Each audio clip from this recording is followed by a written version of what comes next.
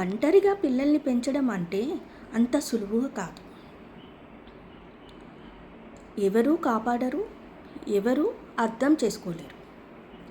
అయినా ప్రతిరోజు మనం లేచి వాళ్లకు బతకడానికి ఓ స్ఫూర్తిగా మారుతాము.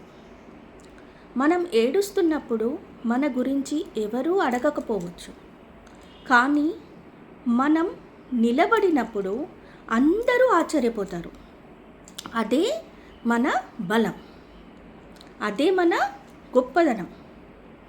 నిన్ను నువ్వు తక్కువగా చూడకు అమ్మా. నీవే ఓ పునాది, ఓ బలం, ఓ కిరణం. ఇది డే 4 ఎమోషనల్ కోచ్ మాధురి.